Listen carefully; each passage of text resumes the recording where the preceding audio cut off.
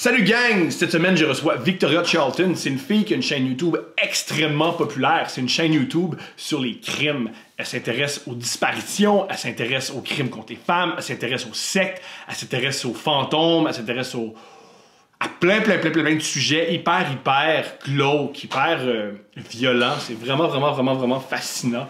J'aime beaucoup sa chaîne. J'ai écrit sur Twitter et elle a pris une mauvaise décision. Elle a décidé de venir à mon podcast. Je vous encourage à vous abonner à sa chaîne parce que c'est vraiment bon. Je suis extrêmement gêné de l'inviter parce qu'elle écrit, elle monte, elle réfléchit à son truc. Et moi, tout ce que je fais, c'est recevoir des gens et leur dire « Hey, toi et ton père, il était comment? » Et ensuite, ça me donne un épisode. Elle a aussi écrit un livre qui s'intitule « Gardez l'œil ouvert » et qui est disponible dans toutes les librairies et qui s'intéresse aux disparitions. C'est très intéressant. Elle s'intéresse entre autres à une histoire d'une disparition dans un truc de Disney. Elle s'intéresse dans un navire, il y a une fille qui a disparu. C'est une très belle histoire. Je l'ai invitée parce que non seulement elle est intéressante, et elle s'intéresse à un truc que je trouve fascinant, c'est les histoires de crimes. Moi, j'adore tous les documentaires sur les crimes, je m'étape toutes. Les trucs comme Making a Murderer, ou les trucs... c'est ça qui me vient en tête. C'est une des raisons pourquoi j'adore Netflix plus que Disney ou les autres applications, c'est qu'à tous les 2 mois, il y a un super documentaire qui sort sur une histoire vraiment rocambolesque. Il y en a une qui est sortie dernièrement, une française qui s'appelle Grégory, qui est l'histoire d'un petit garçon qui est mort, qui s'est fait jeter dans une rivière dans les années 80. Et c'est une histoire exceptionnelle. C'est vraiment cool. Et le documentaire est particulièrement réussi. Et ce que j'adore de ce documentaire-là, c'est que c'est extrêmement français. Pour les bons côtés des Français et les mauvais côtés des Français. Pour les bons côtés, parce que tout le monde parle hyper bien et sait comment raconter une histoire. Et pour les mauvais, parce qu'il n'y en a pas un qui n'est pas un peu misogyne. Ce qui est génial de ce documentaire-là sur Grégory, c'est... Entre autres, je ne vais pas vous voler de punch, mais la personne qui aurait tué l'enfant, avant, pendant des années, il appelait les parents, il les appelait et il changeait sa voix et il les insultait. Et on entend les trucs dans le documentaire, il s'appelait Le Corbeau. On vous explique pourquoi dans le film. Et il appelle la famille et il fait des insultes misogynes. Et ça, c'est mon partie préférée du documentaire. C'est une voix changée qui dit des choses du genre « Eh, sale pute, je vais tuer ton gosse parce que c'est un bâtard! » Et ça, juste pour ça, ça vaut la peine de regarder Grégory. Alors, c'est tout. C'est fini pour ma présentation. Je tourne ça vraiment au mois de décembre, fait que je sais pas si j'ai encore une soirée d'humour, mais si j'ai encore une soirée d'humour, venez me voir, je vends des billets, je suis extrêmement drôle. Et si je ne suis pas drôle, mes invités le sont. S'il vous plaît, encouragez-moi. Abonnez-vous à ma chaîne, c'est super giga important. J'aimerais ça devenir super riche et puissant et pouvoir monter au sommet du show business et pouvoir redescendre parce que je vais avoir un comportement dégoûtant et anormal. Alors, s'il vous plaît, faites de moi un monstre. Faites de moi un Rachid Badouri des années 2020. Bon podcast. Oh ouais!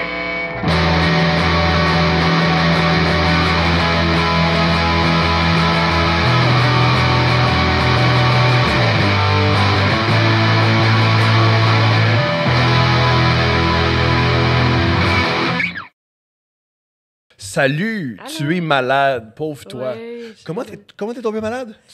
Ben, mes anticorps. Mais ouais, parce que dimanche, j'avais une réunion. Ben, pas une réunion, une séance de dédicace à Place Laurier. Fait que j'ai genre collé 100 personnes. Mais je me demandais, j'étais pourquoi je suis malade? Mais crif, j'ai collé 100 personnes. Il y en avait sûrement qui étaient malades. Est-ce qu'il y a des gens qui rentrent dans ta bulle quand tu fais des dédicaces? Ben oui. Ben oui, parce que je prends tout le temps des selfies. Fait que genre. Ok, c'est quoi les choses à pas faire pendant tes dédicaces? Je sais pas. C'est quoi que, mettons. Mais qu'est-ce que tu veux pas vivre? Ah, mais... Ouais, non, je peux pas dire ça. Ah oui, mais tu mettons... peux! Oh mon Dieu, oui, on commence avec une controverse. non, mais mettons trop parler. Mais... Trop parler. Mettons, il y avait quand même une fille... Hey, j'ai dû signer... C'était extraordinaire, mais genre 150 livres, là. Fait que... Félicitations! Mais merci, oui, c'était vraiment malade. Il y avait une file, là, puis... Tu sais, quand tu peux pas être 10 minutes devant moi en train de me compter ta vie. Fait que c'est quand même... Puis moi, je peux pas dire ben bye, là. Genre, tu sais, il y a du monde qui attend. Fait que je pense à ne pas Moi, faire. une de mes amies écrivaine, elle m'a déjà expliqué ce qu'elle trouve difficile de faire les salons du livre. C'est que, vu qu'elle travaille plutôt, elle écrit sur des sujets très, très, très difficiles. À chaque salon du livre, elle sait qu'il y a une fille qui va s'asseoir puis qui va dire « Je l'ai jamais dit à personne, mais moi, mon oncle m'a violé. » Elle fait « Oh, OK, il faut que je vive ça. » Elle trouve ça très difficilement émotionnellement. Plutôt, elle trouve ça très difficile émotionnellement. Toi, est-ce que tu vis la même chose? Parce que toi aussi, tu parles de sujets difficiles. Fait que as-tu des madames qui font « Moi, mon mari est mort, mais il est encore là. » ou Non, pas ben là, c'est mon premier salon du livre, fait que je vais t'en reparler. Là, mais à date, c'est comme j'ai eu 2 événements de dédicaces, puis ça s'est bien passé. Mais on dirait que c'est sûr que ça va arriver. Malgré que, aussi, ça arrive que ça, c'est super awkward parce que les personnes sont comme stressées de me rencontrer. Puis là, ils sont comme, genre, ils tremblent, puis genre, c'est quoi tes vidéos préférées? Est-ce que tu as commencé mon livre? Je sais pas. Puis genre, ils sont vraiment stressés. Puis là, genre, c'est gros silence pendant que je signe le livre. Puis en tout cas, fait que ça, c'est un peu awkward. Mais... oui, c'est vrai, parce que toi, ton public, c'est des lecteurs, c'est des gens qui aiment YouTube, puis c'est des gens très, très solitaires. Ouais, ben... Moi, je suis habitué, mettons, aux humoristes, le public le public d'humour, mettons... pas moi, mais quand je fais des premières parties à Mike, c'est souvent des gars de construction ou des filles qui... beaucoup de gars de construction. Ça me surprend. Okay. Et beaucoup de filles qui font, mettons, qui remplissent des ongles puis qui font des faux cils. Fait que c'est des gens qui sont bons avec le monde. C'est des gens qui sont vraiment, vraiment bons avec le service à la clientèle puis qui sont à l'aise avec des foules. Fait qu'ils sont super à l'aise avec les humoristes. Mais vous, les écrivains et les youtubeurs, vous êtes avec des gens très introvertis. Ça doit être particulier. C'est vrai, puis on dirait que tous les youtubeurs sont super introvertis. Ça paraît pas, mais... C'est ce que j'ai observé. J'en ai rencontré quelques-uns. Qui, mettons? What the fuck Kev. OK. C'est tout. Ah! Quelques-uns. Ben là, une deuxième avec mais mettons, PH est très... il est pas là en ce moment, je pointe, mais habituellement, il est à ma gauche. Lui aussi, il est très introverti. Je suis habitué... C'est vrai. Mais on dirait que tous les youtubeurs, là, je rentre dans un sujet, mais on a tous des problèmes de genre anxiété sociale. Ah ouais? Ben on dirait que oui. Mais c'est comme un gros problème sur YouTube, là, ces temps-ci de dépression, anxiété. Moi, je suis pas en dépression, mais... Good job! Ouais, yes! Ouais, c'est drôle. Mais ouais, on dirait que c'est comme super commun chez les youtubeurs parce que tu travailles chez toi, ben comme les humoristes, vous travaillez tout le temps dans la maison. Moi, je suis tout le temps chez moi. Mais les humoristes, ce qui est particulier, c'est qu'il y a plein de... Je connais plus les humoristes, c'est le groupe que je connais le plus. Ouais. Il y a plein de groupes. Il y a beaucoup d'introvertis, mais c'est ce que j'appelle des introvertis. Quand ils sont sur scène, ils ne sont pas du tout introvertis. Tu leur donnes 2 bières, puis une soirée, ils ne sont pas introvertis. Ouais. Mais en tout cas, c'est comme... Mais je pense que c'est ça, les youtubeurs, tu sais, devant notre caméra, on est full... genre, la vie est belle, puis quand on n'est pas devant la caméra, ben, c'est différent. Mais... OK, parlons-en. Tout, c'est... Ils veulent te mettre dans la catégorie influenceuse, mais t'es pas vraiment influenceuse. Comment tu te sens par rapport à ça? Ouais. Toi, t'aimes pas vraiment les influenceurs, non? Moi, ça me dérange pas grand. Moi, j'ai des amis qui sont prostitués. OK. Fait que je pense pas qu'un influenceur, ça me dérange. Ben, OK, c'est une bonne question. On dirait que je me suis jamais fait poser cette question-là, mais moi, ça me dérange pas là, d'être... Non, je veux pas être catégorisée comme une influenceuse parce que je fais jamais de partenariat, c'est vraiment rare et tout. Mais j'aime ça aussi d'être vue comme autre chose que la fille de True Crime. Tu sais, sur mon Instagram, j'en parle pas tellement de mes vidéos puis des trucs dark. Je veux juste comme être la fille normale, tu sais, avec mes chiens puis genre... C'est vrai que si on suit ton Instagram, on le sait pas. Non, c'est ça. Ta chaîne YouTube. Ouais, mais je veux pas... Tu sais, j'aime ça séparer ma vie YouTube puis ma vie sur Instagram, que, tu sais, il y a d'autres trucs qui m'intéressent, là, c'est pas juste, genre, les meurtres, là, dans le fond. Et j'aime ça, t'as plein d'identités. Ça, je trouve ça extrêmement sain, les gens qui ont plusieurs identités, plutôt que, mettons, super sain. Moi, ce que je trouve malsain, c'est quand t'as une seule identité. Ouais. J'ai même des collègues qui sont « Moi, je suis humoriste, puis rien que la comédie dans la vie, puis moi, je suis tout en train d'écrire des jokes. » Yo, faut que t'arrêtes ça, mon gars, man. C'est vrai. Calme-toi. Tu sais, genre de rentrer dans un personnage, là, tu sais, je suis une fille quand même heureuse en vie, même si je parle de trucs dark, là. Ouais, moi, j'ai toujours aimé les gens qui aiment le dark, qui aiment le métal, qui aiment les films d'horreur. C'est les gens, à mon avis, qui sont le plus sains parce qu'ils vont voir cette section-ci de leur cerveau, de leur psychologie, puis ils peuvent mieux dealer avec ça. Je crois qu'on pense tous à la mort, et toi, tu y penses... Tous les jours. Tous les jours, ce qui est très, très sain. Je trouve que c'est très malsain de jamais y penser. Non, c'est la mort. Pourquoi parler de la maladie? Je trouve ça beaucoup plus sain. Moi, j'ai toujours trippé sur ceux qui aiment le métal et les true crime. C'est vrai, j'ai jamais pensé à ça parce que c'est vrai que je deal vraiment bien avec ces sujets-là. Ouais. Puis, ouais. Comment ça a commencé, adolescente? Est-ce que tu trippais là-dessus? Ouais, quand même. J'ai toujours écouté. Mais tu sais, Canal D, c'est genre le gros classique, là. Tout le monde écoute Canal D, là. Oui, mais moi, j'écoutais Canal D à partir d'11h, les shows d'Anne-Marie Lozic. OK. J'aimais beaucoup. Ah ouais, puis c'est quoi? Maintenant? C'était Anne-Marie Lozic qui t'explique la sexualité. Puis ça a un gros impact sur ma vie. Ça n'a pas rapport avec Canal D. C'était à Canal D? OK, ça me surprend. Mais moi, c'était genre un tueur si proche, puis genre ces trucs-là que j'écoutais au bout. Puis je lisais full de livres. Ben, j'ai lu toute ma vie, là, je lis énormément. Puis je lisais beaucoup de livres, justement, de true crime, ça m'intéressait. Puis me semble, je disais, tu sais, c'est impossible que je fasse rien avec ça parce que ça m'intéresse tellement. Puis même au secondaire, là, j'écrivais des textes, puis c'était tout le temps super dark, là, genre... je me rappelle, genre, mon premier texte... Mais non, ça, c'est à l'université en création littéraire, c'était genre ma relation d'amour avec Luca Rocco Magnotta. Wow! C'était genre le titre de mon texte, puis mon prof était là, genre... Une relation impossible puisqu'il est homosexuel. Ouais, il est bisexuel. Il est bisexuel. Pardonne-moi, je veux pas mal catégoriser la sexualité d'un tueur. Faudrait pas. Non, mais c'était juste comme... C'était de la fiction, peu importe. Je dois poser la question. As-tu regardé sa vidéo de son meurtre? Même pas. Mais c'est parce que quand elle est sortie, j'étais pas assez... Bonne avec les ordinateurs pour le trouver. Ouais, c'est vrai. C'est vrai que c'était genre sur le dark web, mais là, il est disponible n'importe où, là. Je pense que c'est assez facile à trouver. J'imagine. Tu l'as-tu écouté, toi? Je l'ai écouté une partie. Moi, je m'étais dit, moi, je suis tough. Peur de rien.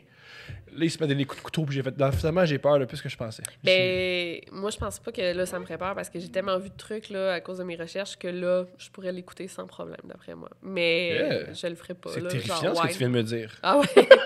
Ouais, c'est vrai, un peu. Non, mais dans les recherches, j'en ai déjà parlé, mais on voit tellement de trucs, là, c'est...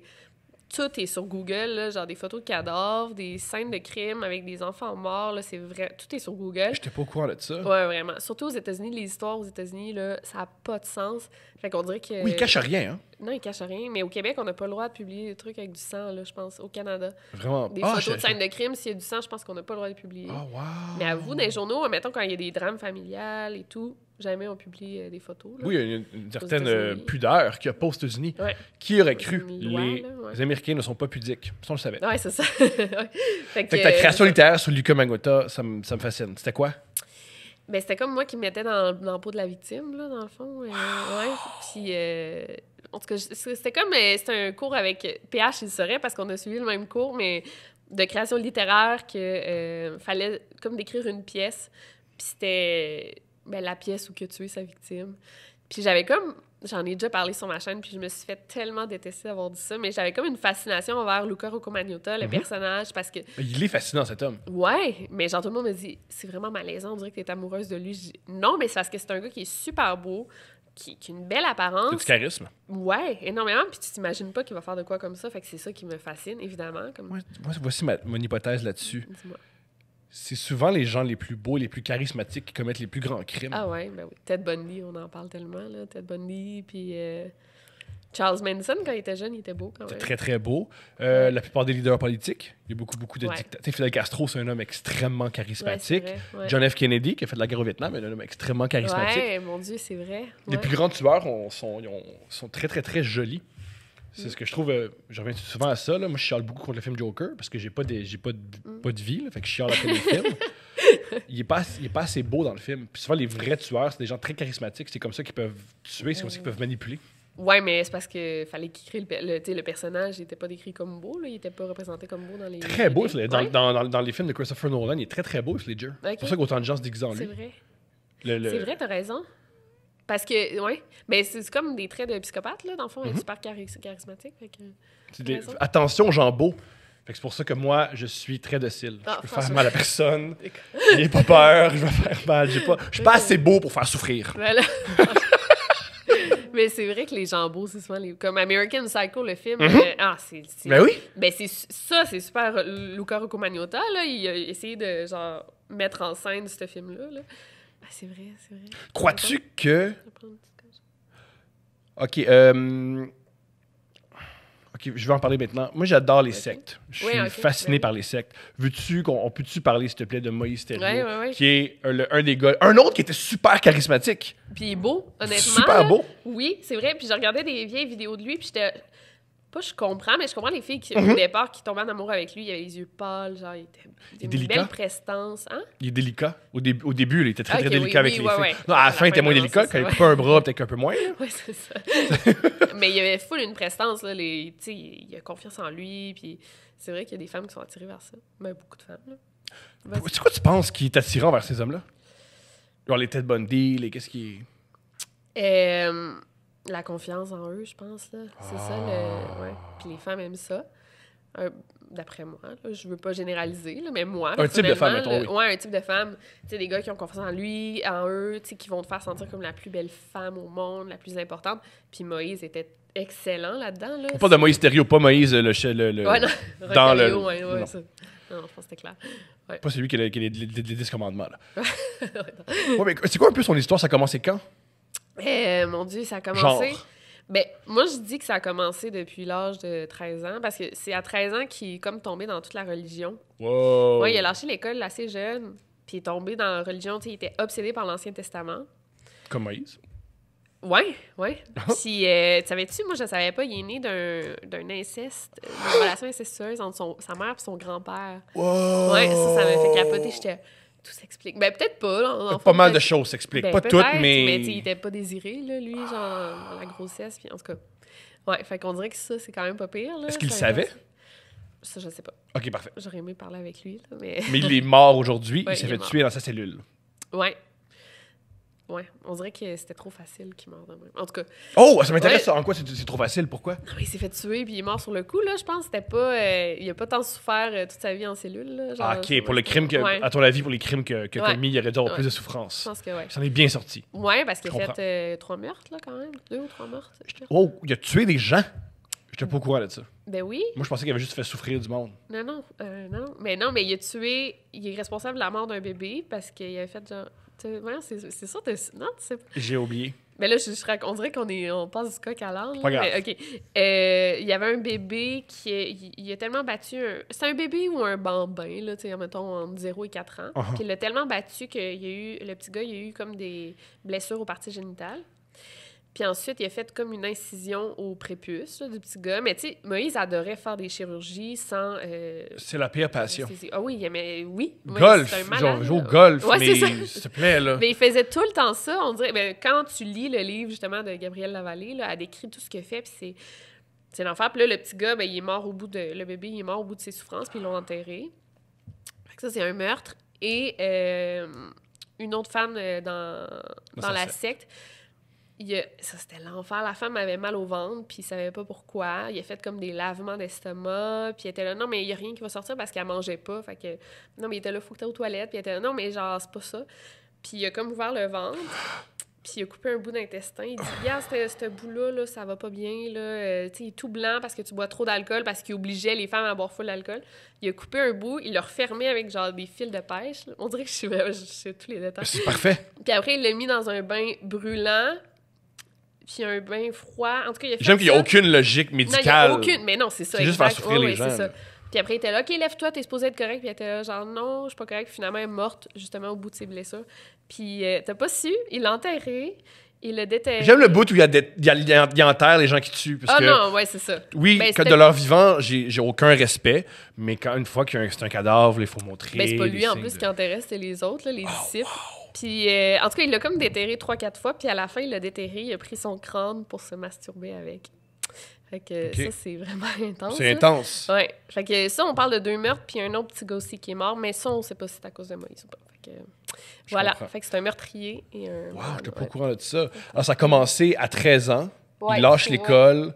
C'est chez l'enfant illégitime de son grand-père et sa mère. Ouais. Let's go. Ouais. Puis, c'est à l'âge, je sais pas, je pense que c'est dans la trentaine que vraiment la secte a commencé. Peut-être de 13 à 30 ans, est-ce qu'on sait ce qu'il a fait? Pas tellement, là, tu sais. Mais c'est à l'âge de 30 ans, vraiment, que là, il a commencé à vouloir avoir une secte. Au départ, c'était quand même inoffensif, mais là, ça a très vite dégénéré. Là. Ça commence toujours comme ça. Toutes les sectes commencent par... C'est juste des gens qui veulent avoir du plaisir. Ouais. Et là, tu réalises, yo, j'ai du pouvoir. OK, jusqu'où je peux aller? Ben, Moïse, au départ, là, il voulait juste comme aider les gens à arrêter de fumer. Puis il faisait comme... Oh mon Dieu! Oui, j'étais pas au courant de ça! Oui, il se promenait à travers le Québec puis il donnait des conférences pour se débarrasser de son vice en 5 jours. Yo! Ça veut dire qu'il y a une des femmes qui était là, qui regardait un homme se masturber avec un crâne, puis elle était... Tout ce que je veux, c'est arrêter de fumer. Pourquoi je suis rendu ici? Oh mon Dieu! Pour vrai, fumer, c'est moins pire. Qu'est-ce qui se passe? Mais là, c'était rendu 10 ans après qu'il était rendu malade, mais au départ, c'était ça. Là, dans le fond, il voulait genre... Ironiquement, voir un homme se masturber avec un crâne, ça donne le goût d'une Cravenée. D'une quoi? Ça donne le goût d'une cigarette pour passer, pour relaxer un peu. Comme, oh, faut que je relaxe. Hey, mais il était full contre tout ça, contre l'alcool, le café. Il était pas alcoolique? Ben, c'est un adventiste du 7e jour. Je sais pas ce que ça veut dire, c'est plus que tu m'expliquer. C'est comme un mormon, ça. C'est adventiste du 7e jour, c'est une religion. Là. Okay. Je pense que c'est comme les mormons, mais où ça ressemble. C'est une branche du christianisme. C'est une espèce de branche de... j'ai plein de femmes, puis t'as pas le droit de rien faire, mettons. Ben non, c'est vraiment pas ça. Non, au contraire, c'est genre super. Il n'y a pas le droit de boire de caféine, pas le droit de boire d'alcool, relations sexuelles hors mariage, jamais de la vie. Fait qu'au début, il était super religieux, super strict, là. Puis ça a dégénéré, puis il est devenu alcoolique, justement. Mais fait que c'est ça. Puis genre, même ses disciples le suivaient parce qu'ils aimaient ça, tu sais, qui était super... il prônait vraiment comme la santé mentale et physique, mais à la fin, pas du tout. Fait qu'il y en a beaucoup qui l'ont lâché à cause de ça, justement. Parce que... Ils l'ont lâché parce que... moi, j'aime qu'ils l'ont pas lâché quand il était violent avec les femmes. Ils l'ont lâché en disant, yo, il a commencé à fumer, puis il boit des cappuccinos, je décroche. Je peux frapper mes sœurs, mais là, il a besoin de caféine pour partir sa journée. Je m'en vais d'ici. Non, mais là, c'était plus à la fin, là, mais ouais, c'est quand même fou, là, tout ça, comment ça a dégénéré. Puis... Comment ça s'est terminé? Comment Parce que moi, j'ai cru comprendre que la SQ, je crois, je peux me tromper, voulait intervenir, parce que c'est ce qui est dommage avec certains crimes. C'est tu sais qu'il y a un crime, mais malheureusement, si les femmes dans la secte, les enfants dans la secte disent rien, ils peuvent pas intervenir. Tu peux pas juste rentrer dans une secte et... Ben, les enfants, ils ont sorti quand même pas assez vite, là. Il y avait des enfants qui ont vécu 10 ans de leur vie dans la secte. Ils ont sorti... Non, mais quand ils ont été au courant de ce qui se passait dans cette secte-là, ils ont enlevé les enfants, mais les femmes, c'est des femmes majeures, fait qu'ils pouvaient rester là. Il est endoctriné. Il y a quoi? Il est endoctriné oui. Ben oui. Hey, il y a un moment, là, je pense que Moïse était parti 6 mois en prison. Fait que les femmes auraient pu s'enfuir pendant ces 6 mois-là. Ils étaient toutes seules dans la maison, puis sont toutes restées à l'attendre. Wow! Ouais. Et aussi, tu me dis si je me trompe, beaucoup de femmes, quand elles étaient emprisonnées, avaient des maisons près de la prison et ont continué à avoir des enfants avec Moïse grâce aux visites conjugales. Ça, je savais pas, les enfants, mais ils continuent à aller si tu le sais pas, c'est que j'ai sûrement inventé ça. Non, peut-être pas. Non, mais c'est vrai que je suis menteur un peu. Puis moi, des fois, moi, ce que je fais dans la vie, genre, je lis juste les titres, puis je me dis, je vais faire le reste. Je vais inventer le reste. Alors, le bout avec les enfants, écoutez-moi pas. En passant tout le podcast, écoutez Victoria, pas moi. Mais non. C'est même à la vie en général. Écoutez Victoria, pas moi, mais sur ma propre vie. C'est pas... non, mais... les femmes étaient comme... Même qu'il y en a une là, qui s'est enfuie de la secte pendant 1 an, elle est retournée dans sa famille, elle s'est louée un appartement, puis elle est revenue quand même. Non. Il y avait genre un énorme pouvoir là, sur elle, c'était assez fou. Wow. Mais comment ça a terminé, c'est que Gabrielle Lavallée, justement, l'écrivaine du livre L'Alliance de la brebis, elle savait qu'il avait comme coupé la main. Oui. Ça commençait à s'infecter. Puis... Juste expliquer l'histoire pour ceux qui ne le savent pas. Oui, vas-y. Plutôt, encore si je me trompe, et je vais sûrement me tromper, il était dans sa petite maison, dans je sais pas quel shed, il s'est chicané, il était en état d'ébriété.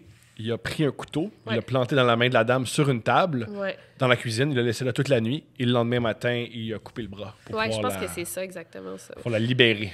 Bon, au départ, c'était comme un doigt. Ouch. Puis après, ça commençait à s'infecter. Fait qu'il a dit comme on va te couper la main. Docteur Thériault a dit c'est comme ça qu'on allait régler ça. Puis c'était super infecté. Puis elle, Gabrielle Lavallée, ce qui me fait capoter, là, c'est qu'elle a dû s'enfuir 15 fois. Là. 15 fois, puis elle revenait toujours. Par elle-même? Oui, puis c'était super dramatique. Elle s'enfuyait dans la forêt, genre avec ses enfants, ou je sais pas si je me rappelle plus si elle y allait seule, mais dans la forêt, genre au milieu de la nuit, puis elle revenait 2 jours après. Wow. Fait qu'elle revenait toujours, mais là, justement, la dernière fois, elle s'est enfuie, puis elle est allée voir un docteur, puis elle dit, là, c'est qui t'a fait ça? T'sais, qu'est-ce qui se passe? Puis lui, il a appelé la police. Fait que là, c'est comme ça que ça a terminé. Ouais, heureusement. Moi, ce que j'adore dans ce que tu... dans tous les true crimes, toutes les disparitions. Ce que j'aime dans tout ça, je pense que ce qui, moi, me touche autant, c'est que c'est jamais arrivé dans ces histoires-là. C'est tout à l'extrême. Je m'explique. Parce que je t'écoutais parler de Roch Thériault et sa relation avec les femmes dans sa vie. Ouais. C'est l'extrême d'une relation toxique. Ouais. On a tous vécu une relation toxique, mais ça, c'est puissance 400 000. Fait que je crois que c'est ça qui est aussi intéressant dans le true crime, dans l'histoire de disparition. Parce qu'on toutes les émotions, on les a vécues. Oui. Mais ça, c'est à l'extrême.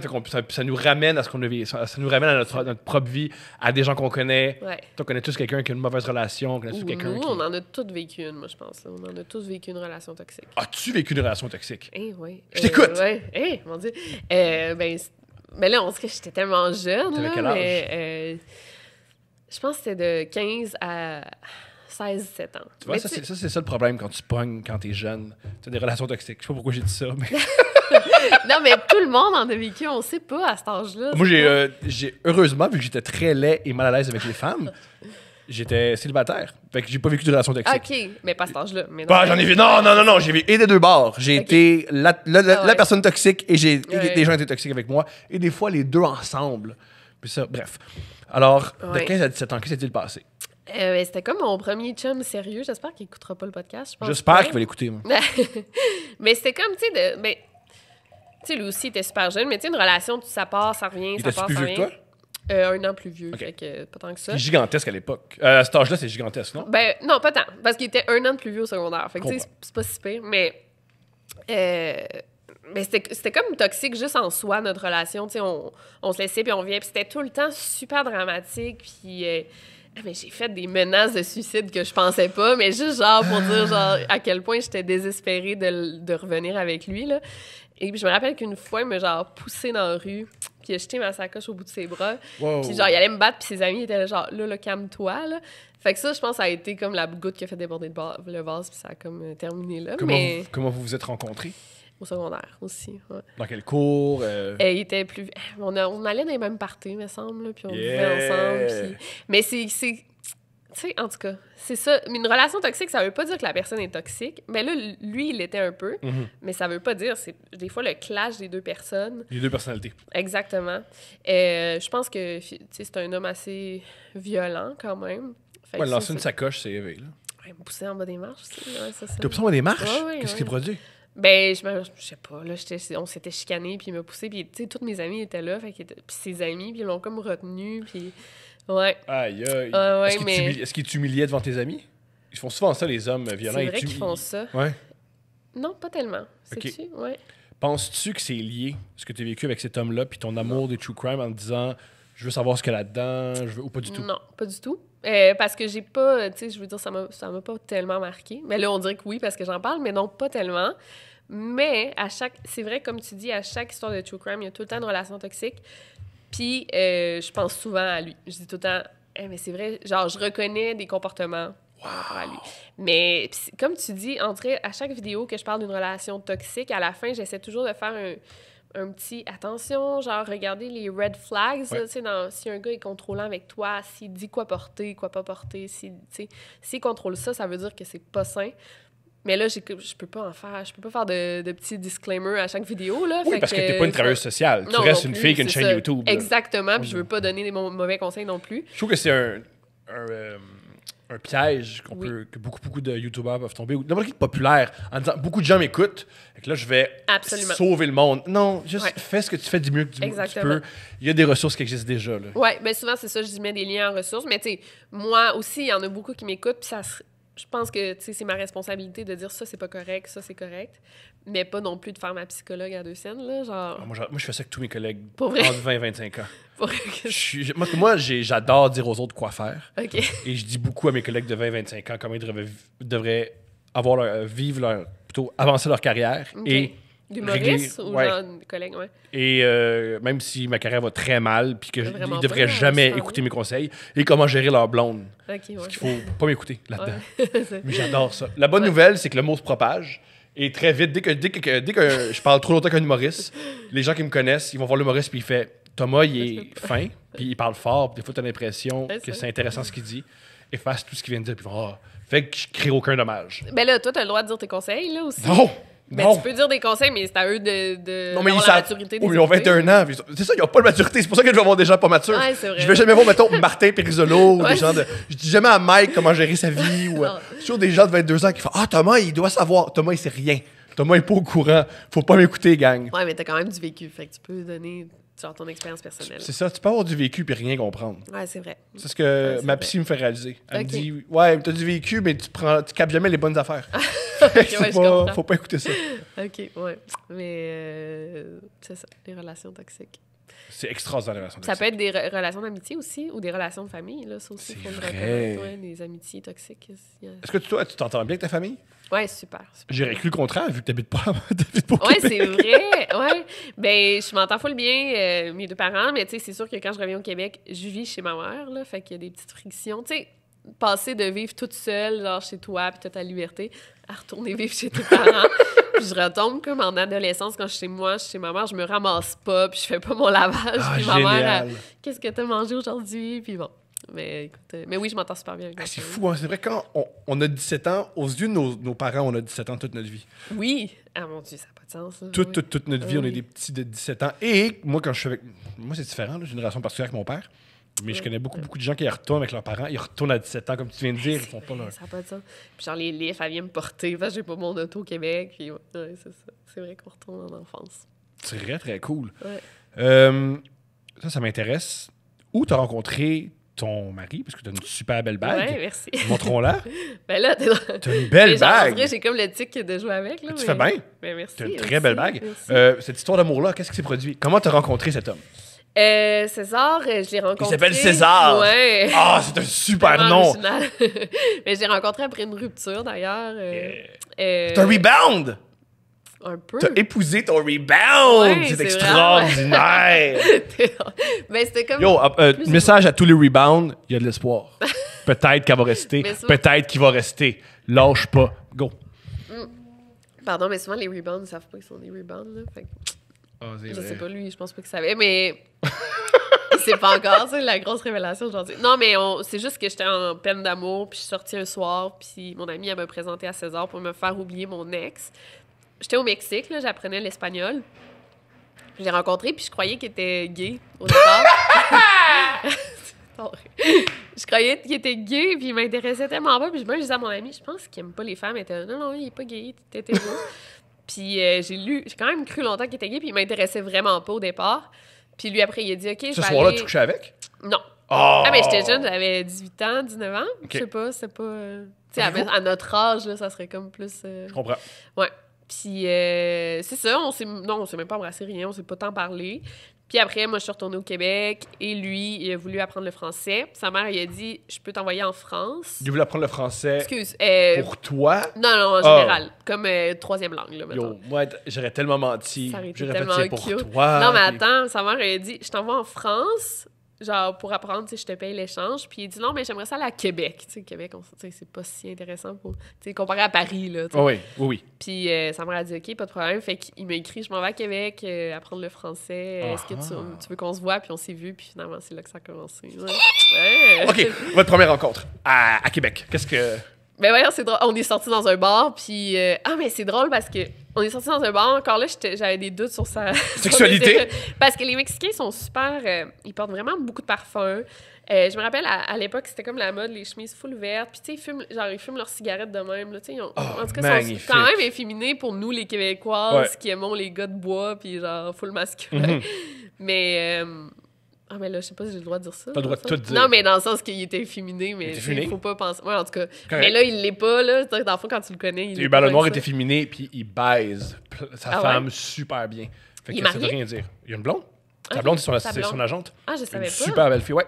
Ah. La blonde de Hubert Lenoir, c'est son agente. C'est un couple très sexuel. Ouais, il est hétéro. OK. C'est ce qui dérange autant d'Hubert Lenoir. C'est un gars aussi efféminé mieux, à une femme aussi belle et sexuelle. Et... Tant mieux, tant mieux. Moi, mon avis, c'est ce qui dérange autant d'hommes de lui. Comment ça, un gars qui est efféminé a une sexualité plus épanouie que la mienne, ça marche pas. C'est vrai. Ben, ouais. Ben, en tout cas, mais moi, César m'attirait pas, là, à cause de ça. Mais là, ça... En tout cas... Puis on est sortis dans un bar, puis je me rappelle, le seul truc qui me fait tomber en amour avec, c'est vraiment fou, parce qu'il couchait chez moi, puis il a couché dans une petite chambre à part. Yo! Ça, ouais, parce que là... Ça doit être tough pour lui, man. Ben non, t'es en amour avec une fille, et tu dors dans notre chambre, puis elle pense que t'es homo. Ouais, c'est... Oh, laisse pauvre César, mais man! c'est un Mexicain, lui, dormir avec des filles, là, c'est pas dans sa culture, là. Moi, les premières fois que j'allais le visiter, je dormais avec sa sœur, parce que c'était fou, là. Ils sont super conservateurs, les Mexicains, là. Ben non, Ah oui, même si vous êtes ensemble. Ouais. Je dormais avec sa sœur quand j'allais au Mexique. À mon avis, il n'y a rien de plus difficile que de dormir avec quelqu'un qui t'excite puis rien faire. Ça, c'était ça. Mais... pire. C'est pas comme un camp de concentration en Corée du Nord, là, mais je veux pas choisir entre un camp de travail en Corée du Nord puis dormir avec une jolie fille. Je vais choisir. Regarde, me mettre un nœud dedans, me masturber 2 jours plus tard, là, mais. Bref. C'est ça, c'est le seul truc qui m'a fait tomber en amour, c'est que le lendemain, super awkward. Je sais pas si c'était awkward, il se levait pas, puis moi, genre, fallait que je parte travailler, puis je savais pas comment... Mais non, dans le petit chambre, tu penses? Dans le petit chambre, je savais c'était comment. Je te jure. Je sais pas. Mais en tout cas... Bref. Mais bref, j'ai genre cogné à sa porte, puis je dis « César, il faut que j'aille travailler. » Puis il me dit genre « César. » Puis il fait... c'est pour ça que je suis tombée en amour avec...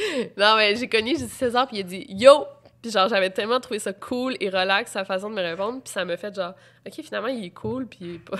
Faut vraiment que tu sois en amour avec un gars pour juste qu'il dise « Yo ». Yo? Non, mais... En tout cas, bref, c'est ça. Ah! Ouais. Puis, OK, ensuite, tu tombes en amour. Comment tu fais pour lui exprimer? Comment... mon Dieu, pourquoi ça t'intéresse? Ça me fascine, les histoires d'amour. J'adore ça.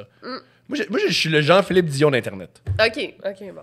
Fait qu'on... OK. Ben, on a commencé, je pense, le 2e. Mais là, on a couché ensemble assez vite. Là. Yeah! Puis... la première fois que vous avez couché ensemble, c'était comment? C'était-tu le jour? C'était-tu l'après-midi? C'était-tu le matin? C'était-tu le soir? Faut que mes parents écoutent ça. Ils écouteront pas. Ils vont voir ma face, puis on veut pas encourager ça. Mon Dieu, je me rappelle. C'était le soir, d'après moi. Non, ça, je me rappelle même pas tant que ça. Est-ce que t'étais seule ou... Non, j'étais à jeun, mais ouais, il me semble que c'était le soir.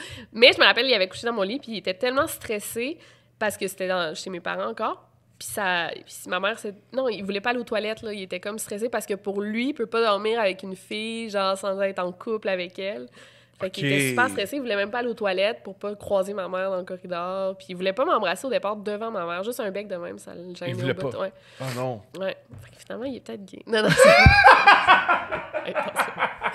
Non, mais c'était comme... un peu awkward au départ, mais puis qu'est-ce qui fait qu'on est sortis ensemble? Je me rappelle, parce que les Mexicains aussi, c'est super intéressant, les Mexicains, pour sortir avec une fille, il faut qu'ils leur demandent « Est-ce que tu vas être ma blonde? » Comme quand on est au primaire. Mais ils font encore ça à l'âge de 30 ans. Là. Wow! Ah, ouais.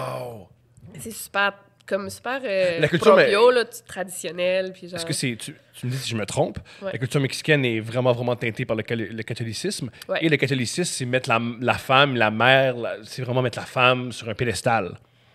Alors, ça vient-tu de là? Il faut vraiment qu'il y offrir ou pas du tout? Ouais, ben... Moi, je suis le roi des hypothèses que j'ai pensé 8 que... secondes. Fait que tu peux les détruire. Là. Parce que les Mexicains sont vraiment machos. Fait que je sais pas si on met... C'est ça, ils mettent sur un piédestal. Ouais, c'est vrai. Souvent les catholiques, il faut demander à la femme si je peux sortir avec elle, mais elle peut pas aller sur le marché du travail. Ça, c'est la contradiction. Oui, mais oui, c'est vrai parce que j'ai été prof longtemps, puis mes petites étudiantes, c'est des petites filles de secondaire, puis genre, quand ils me montraient qu'un gars les avait demandé pour sortir avec, c'était genre la douzaine de roses, puis écrit genre sur le sol avec des roses, genre « Quieres ser mi novia? Est-ce que tu vas être ma petite amie? » Puis c'est vraiment... formel. Là, Comment il t'a demandé, veux-tu être ma petite amie? Ben ça, c'était pas formel. Là, parce là, c'était plus québécois. Ouais. Tu as sauté dessus, tu t'es assis sur ses genoux, t'as fait, hey, ça se passe, là. Non, mais je rappelle, on était sortis, puis il avait payé des shots à toutes mes amies, des shooters. Mais lui, c'était comme pour m'impressionner, pour dire, regarde, tu sais... Ça, c'est vrai pour toutes les cultures. Ouais, mais moi, je pensais qu'il cruisait mes amis, fait que je suis partie du bar, full fruit. Puis là, il était là, ¿Qué quieres? ¿Quieres ser mi novia? OK, genre, tu veux-tu être ma petite amie? C'est quoi tu veux? Puis là, j'étais, oui. Puis finalement, c'est comme ça. Wow! Trop cute. C'est très, très beau. Ouais, ça commence en vous criant après. Ouais. C'est très hot. Ouais. Wow! Puis, ben c'est ça. Lui, il repartait au Mexique. Puis moi, il fallait que je reste ici, dans le fond. Parce que... Fait que là, on a dit, on va essayer à distance, là, comme un 4-5 mois. Puis finalement, on a été 4 ans à distance. Là. 4 ans à distance. On se voyait à chaque 6 mois. Puis... Ouais. C'est-tu plate, ça? Ouais, vraiment. Excuse-moi. J'adore la que grippe, j'adore que tu boives du Monster. Ouais, parce que tu peux sortir la fille de Québec, mais pas Québec la fille. Certes. Mon ami m'appelle la white trash quand je bois ça. On parle au Monster Truck après. Ouais, je sais que t'es plus talon du livre, mais à l'intérieur de toi, t'es Monster Truck au stade olympique. C'est correct. On a chacun nos identités, y a pas de problème. Comment je me suis ramassée au Mexique, c'est juste parce que Ben, César pouvait venir au Québec, mais c'était comme compliqué avec, tu sais, il parle pas français. Finalement, il l'a pas tant appris. De là, mon hypothèse, il voulait rien savoir Ouais, de c'est la ça, calice dans de le fond. langue. Il s'est dit, je veux mettre ma langue dans sa bouche.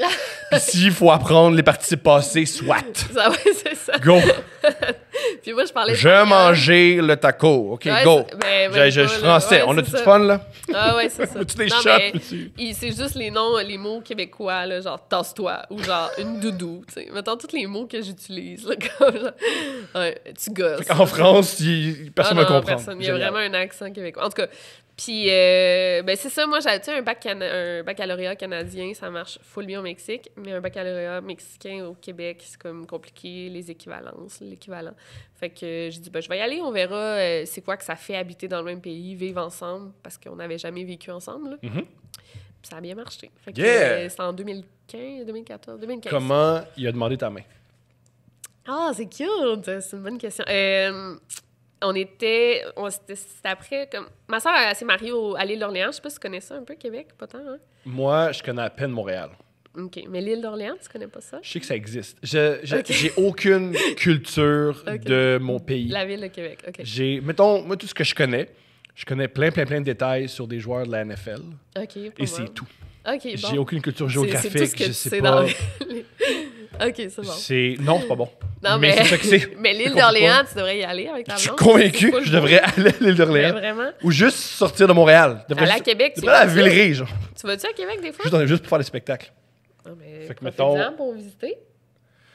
Ouais. Mais je connais vraiment, mettons, les loges de la Saint-André-Mathieu. OK. Non. Non, André-Mathieu, c'est à Montréal, Ouais, ça, ça ou à me dit rien, Laval? ça. Je pense pas que ça soit Québec. Ah, c'est à Laval, ça. Tu vois, je connais rien. Ouais, c'est ça. Bref, Bref, c'est à l'île d'Orléans. parce que c'était le mariage de ma soeur. Puis après, elle a loué comme une grosse maison pour toute la famille. Puis on est resté là toute la semaine. Puis César était là. Puis, attends, 5 jours après le mariage, on est allé comme dans un champ de lavande. Parce que tu sais comment c'est la mode pour Instagram, les champs de lavande. Puis on allait là, puis t'étais, mets-toi belle, on va prendre des belles photos, puis tout. Puis là, il a fait comme si on prenait une photo les deux, puis il s'est agenouillé, puis il m'a demandé en mariage. Ouais. C'est une photo écœurante, là. Genre... Parce que moi, c'était important que quelqu'un prenne la photo du moment, là. Bien sûr. Ouais, Est-ce pour qu'on peut l'avoir moi, sur la fille Instagram? Ouais, ouais. Yo, allez ça, liker, gang! Allez liker la photo! Ouais, tu t'en mettras en background. Yo, Mais- c'est motivé. Hein? Oui, il faut la liker, génial. Ouais, on ira liker la... Ouais, fait que c'est ça. Puis c'était un beau moment, puis il y avait toute ma famille, puis... Ah, il l'a fait devant ta famille. Oui, excuse, ouais, toute la famille est allée, mais tout le monde était au courant, fait que... À part qu'elle toi. allait me demander... Ouais, sauf moi. Fait que, puis il y a ma meilleure amie qui est photographe. C'est un hobby, mais elle est très bonne, fait qu'elle a pris la photo excellente, puis c'est ça. Mais c'était comme... Pas je le savais, mais on savait qu'il allait me demander en mariage, parce que pour le Mexique, c'est super important de se marier, là. Et pour toi, ça c'est une valeur? Ouais, oui. Vu que j'habite là, oui. Parce que aussi, c'est comme pour officialiser. Tu sais, au Mexique, si t'es pas marié, on dirait que les gens prennent pas ta relation au sérieux. Des processus pour acheter une maison, c'est full compliqué. À ce Fait que- point-là. Oh, oui, vraiment. L'union libre existe, mais pas vraiment pris... pas l'union libre, ouais, c'est... Bien sûr, ouais, c'est le bon Conjoint terme. de fait, ça existe pas tellement là-bas, fait que... Aïe, aïe. Ouais, fait que c'était une belle étape. Ça me fascine. C'est quoi la vie au Mexique? Premièrement, tu as un emploi, ou tu avais un emploi là-bas? Ouais, j'étais professeure de français. J'ai À quel niveau? secondaire. OK, quel Ouais, âge? mais c'est préparatorial, mais c'est... Ça m'aide pas, mais Ouais, c'est- c'est ça, c'est entre le secondaire puis genre l'université. Fait que Ah, c'est des jeunes de... le cégep mexicain! Ouais, c'est genre ça, honnêtement. Il y a un cégep mexicain, Ouais, j'adore ça! mais oui, c'est ça, parce que C'est ça? c'est comme les mêmes cours un peu, mais mettons, mes élèves avaient entre 15 et 18 ans environ. Fait que t'enseignais le français à des gens qui boivent de la tequila et qui découvrent la sexualité, parce que c'est ça, le cégep, ou le... Préparatorial. Yeah, le préparatoria. Oh, ça se prépare à la vie. Fait que tu bois de la tequila, tu Ouais. découvres ta sexualité, puis la bonne femme t'exprime le français, puis tu fais, sais-tu quoi, elle va dormir. Hey, mais c'était drôle parce que, tu sais, quand j'ai commencé, j'avais 22 ans. Puis, mettons, j'ai donné des cours à des jeunes de 18 ans. Fait que les gars me cruisaient quand même pas mal. Yes! Non, Oh puis mon Dieu! il y en avait des beaux. Puis, tu sais, c'est doit comme être- full. J'explique, troublant, je là. comprends maintenant pourquoi tu veux une relation ouverte. Ouais, non. Je comprends Non, Yo, faut peut-être ouvrir ça, ce mariage-là. C'est cool les lavandes, mais non. yo, il y a Miguel dans le cours. Miguel. J'ai pas fait en bois, mon calice. Non, pas tant que ça parce que, en tout cas, c'était des jeunes quand même. Non, mais genre, je sortais dans les bars. Puis en là, plus, puis je les voyais, c'est mes interdit, c'est élèves. encore plus excitant. Ouais. Au Québec, ils veulent beaucoup mettre de plus en plus difficile les relations entre les élèves et les profs. Mais c'est interdit. C'est pas Mais- difficile, c'est interdit. Mais il y en a encore. C'est interdit, mais c'est ce qui rend ça encore plus excitant. Ouais. Et plus moi, ce qui me fait rire là-dedans, ce qui me fait rire. De moi qui ne comprends pas la société, c'est plus tu mets d'embûches, plus c'est excitant. Plus tu... Chaque embûche, c'est plus érotique. Fait que... Ah non, oui, c'est vrai que... Ah non, il y en avait 2-3 qui étaient... C'était vraiment intense. Puis... Attends, en quoi ça m'intéresse? Non, mais il m'écrivait la fin de semaine, m'envoyait des Snapchats, puis genre, Mané... Des Snapchats? Oh, OK! Ouais, Mané, il y en a un qui m'envoyait un Snapchat, il était couché dans son lit, puis j'étais là, je suis fatiguée, puis genre... puis j'étais là, OK, je pense qu'il va falloir qu'on arrête. Je vais arrêter de te répondre, là, parce que c'était comme... Wow! T'as vu le Pedro de ton... Ouais. OK, génial! Ouais, mais là, aussi, c'est que je tenais vraiment à ce job-là, fait que je voulais pas me mettre dans le mal, tu sais, c'était comme... Non, mais aussi, outre le fait que j'étais mariée, genre, aussi, je voulais pas qu'il y a des... Mais fait que j'ai fait ça un bon 3 ans. OK, ça m'intéresse ça. Tu vois l'homme nu sur Snapchat. Attends, il était pas nu, là. Il était couché dans son lit, mais pas nu. Pardonne-moi. Ouais. Comment tu... Le prochain cours, c'est comment avec lui? Non, super chill, genre, c'était correct. Parce qu'on s'entendait bien. Fait qu'on avait comme... Tu sais, il me faisait full de jokes, on s'entendait bien. Puis c'était pas de temps... J'étais peut-être plus froide avec, là, mettons, dans mes réponses. Ouais. Mais tu sais, en même temps, il a rien fait. Là, il m'a juste envoyé... Tu sais, il était pas genre, viens me rejoindre dans mon lit, là. Tu sais, fait que c'était comme... Il a exactement fait ça. Ouais, mais... C'est ça, il a exactement fait ça. Entendu, là, mais il l'a pas dit. Fait que, tu sais, c'était chill, puis c'était... Ouais, c'était correct. Bon, le gars, comme on dit, le gars s'est essayé. Ouais, un peu, peut-être. Il a lancé au net, et ça a manqué. Tu l'as attrapé, puis t'as fait non. Ouais, peut-être parce que... C'est ça, tu sais, il y avait à peu près mon âge, là, dans le fond. 4 ans de différence, c'est pas tant que ça. Non. Fait que c'était super awkward, ça aussi, d'avoir comme du respect de tes élèves, là, dans une classe de 30, te faire respecter, d'avoir d'autorité quand tu l'âge de ce monde-là, genre. Fait que c'est ça. Et c'est comment l'éducation au Mexique? Est-ce que c'est similaire au Québec? Non, je sais pas. Je dis souvent, je sais pas si c'est la génération ou le Mexique, mais genre, mes étudiants étaient extrêmement lâches. Je travaillais dans une école de riches, là, vraiment. Mm-hmm. C'était drôle parce que tu voyais le parking des élèves, c'était tous des Mercedes, des Audi, Porsche. Puis le parking des profs, c'était genre des petits autos bien normales, en tout cas. Mes élèves, là, ça n'a pas de sens. Là. Mettons, il y a un de mes élèves, son père était genre président de Coca-Cola au Mexique. Fait que j'avais une fille qui venait avec ses bodyguards en cours, puis attendait à l'extérieur de la... Oh, ouais, fait que c'était vraiment des riches. Parce que là-bas, les kidnappings, c'est un vrai problème. Ouais, surtout avec des jeunes riches, là. Ouais, fait que, c'est les ça. narcotrafiquants, ouais. Pardon. Moi, tout ce que je connais du Mexique, c'est les resorts. Et quand tu parles aux gars, ils disent tout le temps, moi, ce que j'ai souvent entendu, c'est que j'ai quitté, il y a plusieurs régions, mettons Tijuana. J'ai quitté cette région-là parce que les narcotrafiquants décident de tout. Exactement. C'est très dangereux. C'est vraiment ça. Mettons, tu trouves un bar au Mexique, les narcotrafiquants viennent te voir, mais tu vas nous donner de temps. Puis on n'a pas le choix. Mais toutes les villes qui sont pas mal à la frontière des États-Unis, c'est les plus dangereuses. Là. Ah oui? Okay. Ouais. Parce que, justement, il y a beaucoup de deals de drogue qui se font là. Mais pas export, comme on dit. Oui, exactement. Ben c'est ça. C'est quoi qu'on dit? On parlait... C'est quoi l'éducation? L'éducation.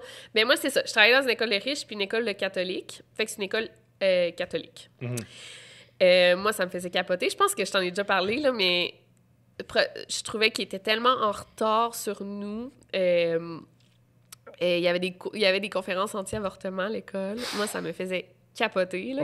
Comment tu dis ça, genre, à des jeunes? Ils parlaient pas du tout de moyens de contraception, là. C'était comme pas bien vu, là, de prendre des moyens de contraception. Pas juste pas bien vu, c'est même mal vu. Ouais, c'est mal vu. Ouais, c'est ça. C'est un crime contre la religion, c'est un crime. Ouais, c'est ça. Petite parenthèse. Ouais. C'est la lutte à l'avortement aux États-Unis, ça vient des catholiques. Ah oui? Je t'explique. Vas-y. Ça, tu dis souvent que je mens, mais ça, c'est quelque chose que je suis assez à l'aise. Mon père a beaucoup milité pour l'avortement. Et aussi, je me suis toujours renseigné là-dessus. J'ai mon micro en ce moment. Ouais, c'est pas ça.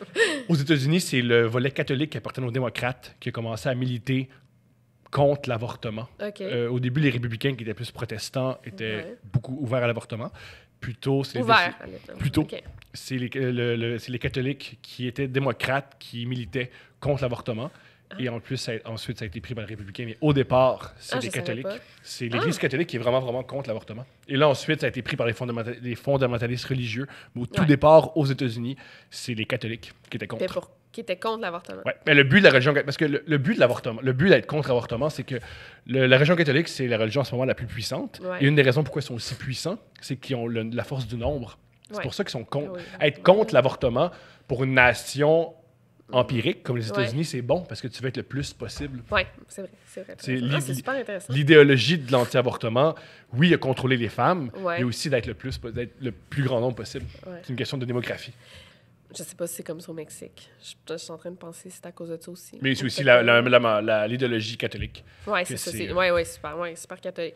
Même que j'ai lu un article, mais ça, gars, j'ai vraiment lu le genre headline, là, mais que à Monterrey, justement, dans l'état de Nuevo León, où j'habite, qu'ils ont le droit, les docteurs ont le droit de refuser des traitements des personnes LGBTQ là, s'ils veulent. Wow. Fait que t'as le droit de refuser des traitements médicaux. Mais je sais pas, c'est une loi qui voulait passer, c'est une loi qui... Je sais pas. Mais... Fait que tu vois comment ils sont super en retard, puis... Je veux pas dire qu'ils sont super en retard, la société mexicaine, mais sur certains aspects, sont en retard. Sur certains, puis certains, ils ne sont pas tous comme ça. Mais, en tout cas, c'était super touché parce que moi, mettons, j'ai genre un petit tatou ici, il fallait que je le cache. Oui? Je suis minuscule.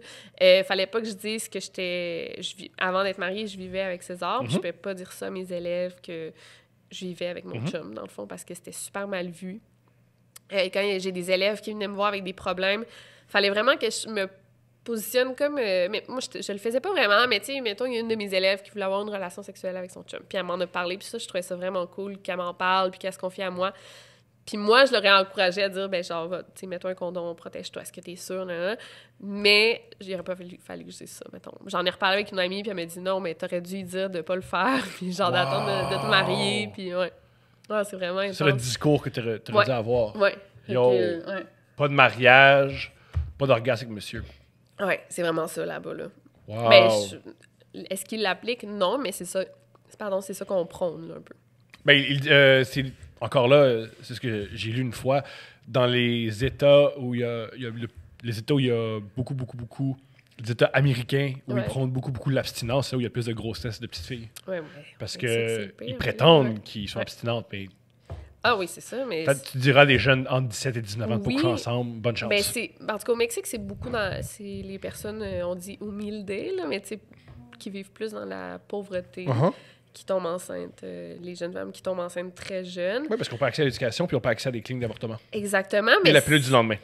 Ouais, mais là-bas, je sais même pas, c'est ça existe. Quand t'es riche, tu as accès à tout. On oublie ça, là, peu importe où dans le monde, quand t'as de l'argent, t'as accès à plein d'affaires. Non, ça, c'est vrai.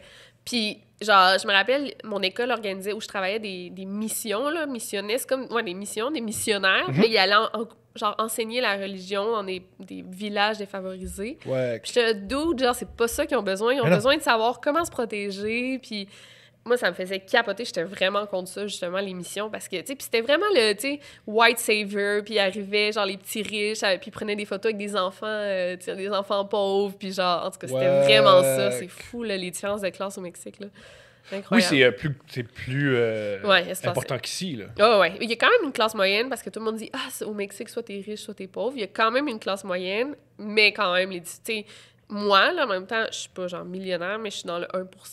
Au Mexique. Je suis dans 1%, c'est rien, là. Dès que t'as, genre, deux autos au Mexique, t'es dans les plus riches, là. Genre, c'est vraiment fou. C'est impressionnant. Ouais. Est-ce que ça fait partie de la décision de vivre au Mexique? Parce que...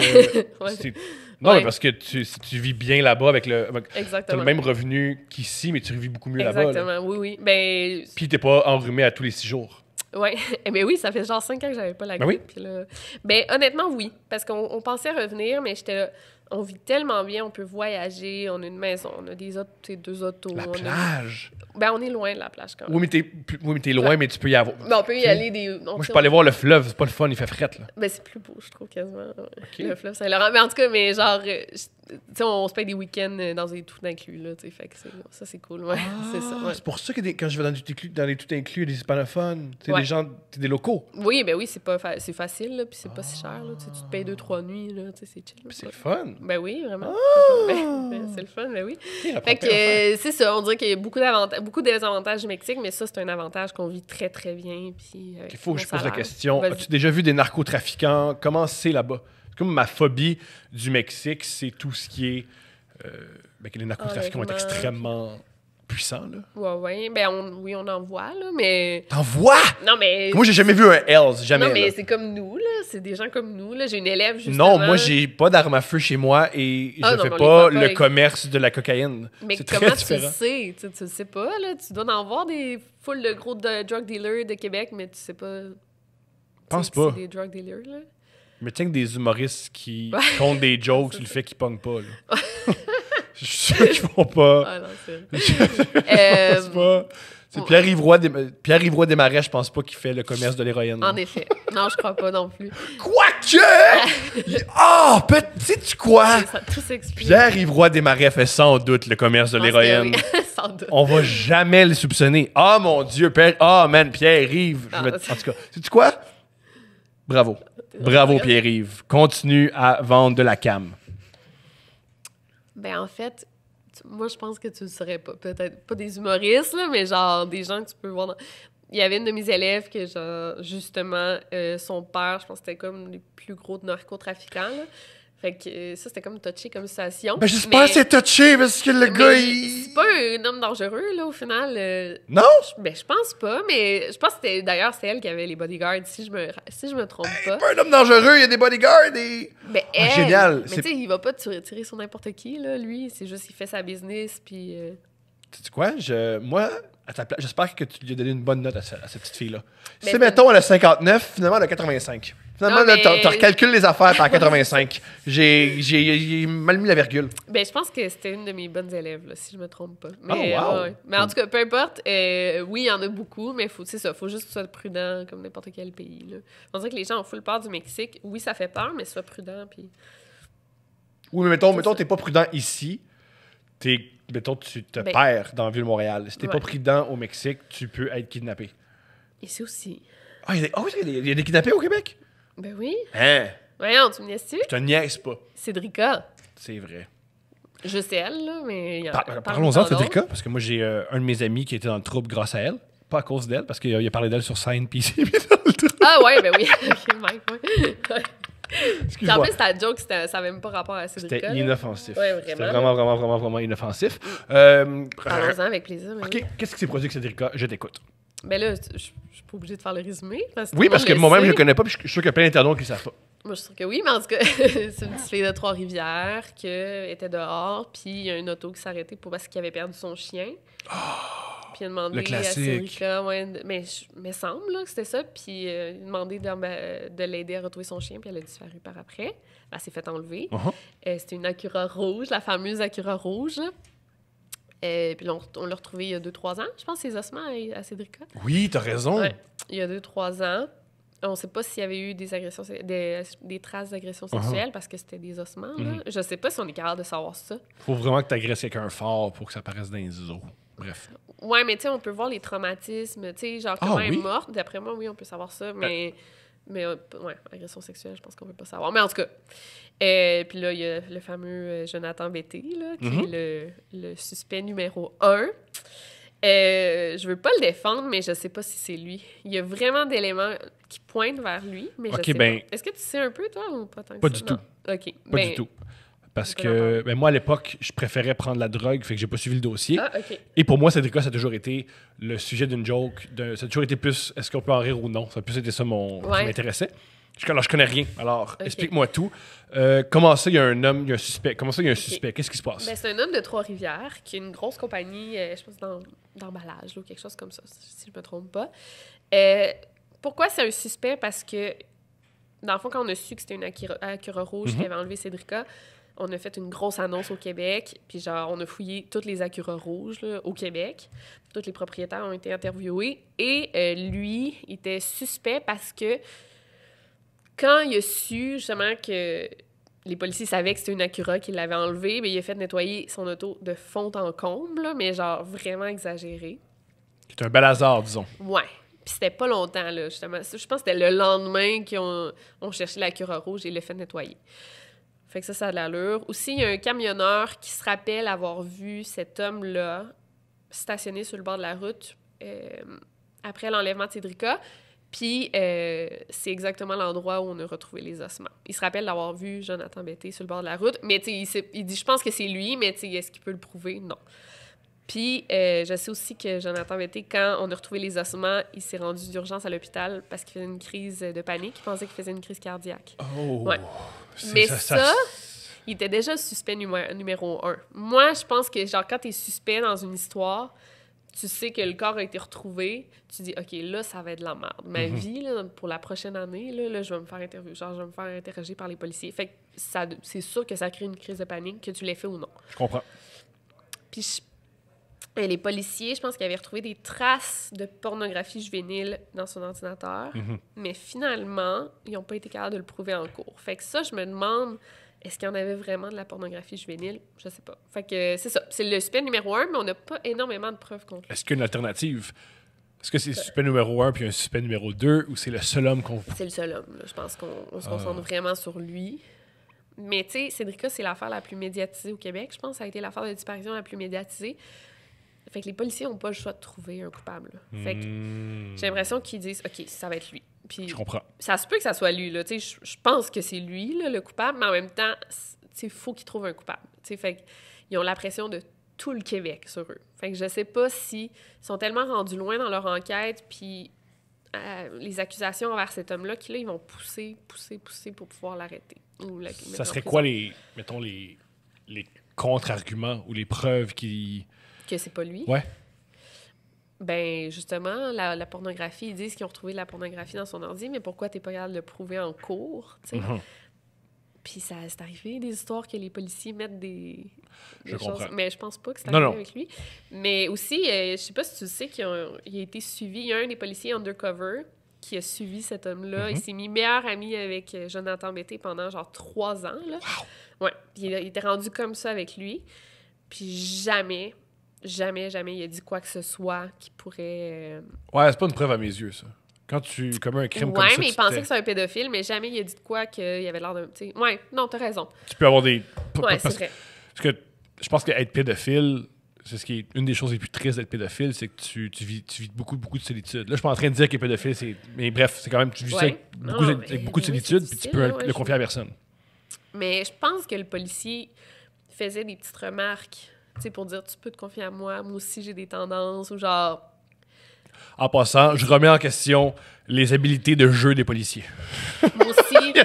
Mais ils ont vraiment mal fait ça, moi aussi. Oui. C'était des... Aussi, ils demandaient qu'ils... C'est pas Claude Legault, là. Claude Legault, moi, je dirais tout. Mais le gars qui fait « Allô, je suis ton ami, j'apprécie le hockey et les filles d'11 ans. » Mais ils ont quand même... Ils ont gagné sa confiance. Là. Ils sont devenus ben chums, là. Okay. Mais je pense qu'ils ont mal fait ça. En tout cas, fait que c'est ça, l'histoire de Cédrica. Là, on ne sait pas si c'est Jonathan Betté. Il n'est pas arrêté, là, en ce moment. Fait que je pense même qu'il poursuit la police, là. Lui, il vit l'enfer, parce que c'est de la merde, il est coupable. Même s'il n'est pas coupable, il est coupable. Oui, c'est ça. Oui, sa famille... C'est pas là au McDo, là. Ouais. C'est pas là au... Ah non, puis sa famille a perdu toute sa business, puis genre... Ouais, personne ne veut encourager... Là, c'est pas de leur faute, là, tu sais, je veux dire... Puis imagine que c'est pas lui, là, tu sais. Imagine, moi, c'est ça qui me fait capoter. Je pense que c'est lui, mais imagine que c'est pas lui, comment sa vie est gâchée, là. Tout à fait. Ouais. Et si c'est pas lui, le coupable... est en liberté. Est en liberté. Non seulement est en liberté, mais il aura... impossible de le retracer. Là. Non, c'est ça. Non, c'est ça. Il a pris le large, là, lui, il est chill, là, le coupable, là, le vrai coupable. Et c'est quoi les autres cas de disparition ici? Au Québec? Ouais. Mais là, il y en a tellement. Là. Il y a Julie Surprenant, il y a Sébastien Métivier. Moi, quand j'étais petit, elle me faisait beaucoup peur, cette femme-là. Hein? J'avais des, je faisais des cauchemars. Yeah! Tu me niaises-tu? C'est genre ça qui m'a donné le goût de m'intéresser aux... Ah! Ouais, OK, mais parle-moi de Julie Surprenant. Moi, non, mais c'est juste parce que son visage était tellement partout. Et c'est une maison noire... C'est une maison, je pense, c'est une photo en noir et blanc. Ouais, une photo de finissante, là. Ouais. Mais je la voyais tellement partout, j'avais peur. Puis je disais à ma gardienne, j'ai peur qu'elle soit en dessous de mon lit. Puis genre, la fille était là. Non, mais genre, si c'est elle, c'est genre... Il pense que cette petite fille-là a probablement plus peur que toi en ce moment. Genre, j'ai encore envie. Puis elle me faisait peur, puis c'est pas parce qu'elle est laide. Non, c'est parce qu'on a 9 ans, puis on a peur lorsqu'on a peur. Là. Ouais, c'est ça. Toi aussi, comment ça, dis-moi? J'avais peur d'elle. Je trouve bien. Aussi, c'est donc bien drôle parce que ça arrive. C'est rare là, que le monde ait peur d'une personne disparue. J'étais terrifié. Ouais. J'ai toujours eu peur des... Quand j'étais enfant, j'avais peur des petites filles. OK, ouais. Pas dans la vraie vie, là. Non, j'étais pas terrifié. J'étais pas à l'école, puis il y avait une fille qui disait « Veux-tu une banane? » Puis c'était pas ça. C'était plutôt... J'avais vraiment peur du spectre des petites filles. J'avais... Tu sais, mon film d'horreur qui m'a eu le plus gros impact sur moi, c'est The Ring, parce que c'était une petite fille. The Shining, là, c'est ça? The Shining? The Ring, c'est autre chose. The Ring, c'est la petite fille non, je sais. Ouais. Avec les cheveux longs. Là, ouais. Petit détail sur The Shining. Comment ils ont fait pour la faire marcher aussi bizarrement, c'est qu'ils l'ont filmé à l'envers dans The Ring. Ouais. Elle est filmée à l'envers, puis ensuite tu remets la bobine comme ça. C'est pour ça qu'elle marche tout croche. C'est que dans la vie, elle recule. C'est un truc de caméra que Brian De Palma a fait pour Carrie, à la fin de Carrie. Pour faire une séquence de rêve, il l'a filmé à l'envers et il l'a mis à l'endroit, comme ça tout est bizarre. C'est un truc de cinéma. Comment tu sais ça? J'aime beaucoup le cinéma, puis je lis là-dessus. OK. C'est un truc pour faire des images étranges. Tu filmes à l'envers, tu mets à l'endroit. OK, je savais pas. Intéressant. Tout ça pour dire Julie Surprenant. Ouais. Ben, on en parle, la disparition? OK. Yeah! On continue ou... On continue, bien sûr. C'est combien de temps? Je sais pas. OK. Mais c'est intéressant, fait que je suis content. Parfait. OK, ben Julie Surprenant, elle a disparu, je pense, en revenant. Elle était supposée aller chez une amie. Elle avait quel âge? Il me semble 15-16. Ou c'est peut-être une- plus jeune. Je suis plus sûre, on dirait. Adolescente. Ouais. OK. Elle va chez une amie. Dans Elle quelle était région? supposée, hein? Dans quelle région? C'était pas à Terrebonne. Je pense que c'était à Terrebonne. OK. Mascouche. C'est la même chose. Vous, c'est des banlieues Ouais, ennuyantes. c'est il ça. se passe rien. Ouais. Elle était supposée aller chez une amie, je pense, puis c'est juste qu'elle a débarqué de l'autobus puis elle a marché chez elle, qui est 150 mètres de marche, même pas. Même 50 mètres. Wow. Puis elle s'est fait enlever. Mais son père pensait qu'elle couchait chez une de ses Comment on amies. sait qu'elle est enlevée? Comment on sait pas qu'elle t'es juste partie? Parce qu'il y a un homme qui a confessé sur son lit de mort, qu'il l'avait tué. Puis je pense que c'était le voisin d'en haut du père qui l'avait tué. Puis il a fait sa confession à une infirmière là, sur son lit de mort, puis qu'il l'avait mis comme dans un duffel bag, là, puis il l'a jeté genre... je sais pas où, dans le fleuve, puis après il y a eu des fouilles, mais on l'a jamais retrouvé. Alors elle disparaît. Ouais. Puis, ben c'est ça. C'est tout. Honnêtement, il n'y a pas tellement d'informations sur elle. C'est pas Bouillon, Richard Bouillon. Alors elle disparaît. Le Québec vira... Pourquoi c'est cette... Moi, ça m'a Pourquoi toujours... celle-là? Ouais, je sais. Voilà, ça m'a toujours fasciné pourquoi certaines histoires... Je vais te le dire, là. C'est J'écoute. le Missing White Girl Syndrome. J'ai full lu là-dessus. Parce que J'écoute, c'est quoi ça? C'est des jeunes filles... les médias parlent vraiment plus de disparition quand c'est des jeunes filles blanches de classe moyenne ou riche. Wow. Puis genre, c'est vrai, là. C'est vrai qu'on C'est s'intéresse observé. plus à ces histoires-là que quand c'est des hommes, quand c'est des garçons. Des petits garçons, on s'intéresse, mais moins que si c'est des petites filles blanches, blondes. Tu sais, une belle petite Mais fille je crois qu'en blonde, ce là. moment, il y a un grave problème à Atlanta. Ouais. De petits garçons noirs et petites filles qui sont enlevés. Et personne n'en parle. Ben là, attends, c'est... Ben ça, c'était pas dans les années 80, ça? Non, maintenant, c'est recommencé. Ça a recommencé. C'est recommencé. La preuve, tu vois, on se mélange la fois, mais Ouais. à Atlanta, il y a un grave problème de... Ben parce que c'est des Noirs, ouais. Voilà. C'est vraiment triste, c'est vraiment ça. Je sais pas si au Québec, on est... Ben oui, les Autochtones. Hey, il y a genre C'est vrai. 4000 disparitions de femmes autochtones, là. Quelque chose comme ça, 4000. C'est puis on n'en parle gigantesque. jamais. Ouais, au Canada, pas au Non, Québec. 4000, c'est plus que le 11 septembre. C'est grave. là. C'est Ah un ouais, acte terroriste. vraiment- là. Mais c'est parce qu'il y en a qui sont... 4000 histoires de meurtres et disparitions. C'est là. oui, c'est c'est quand même résolu ou non résolu. Puis on n'en parle pas. Les Autochtones, quand ça disparaît, quand c'est des personnes âgées, quand c'est des adultes, on en parle moins que quand c'est des petites filles blanches aux yeux bleus, genre, tu sais. Mhm. Parce que je sais pas pourquoi. Ou des petites... Je dis des petites filles blanches, mais ça peut être des adolescentes aussi, on en parle beaucoup.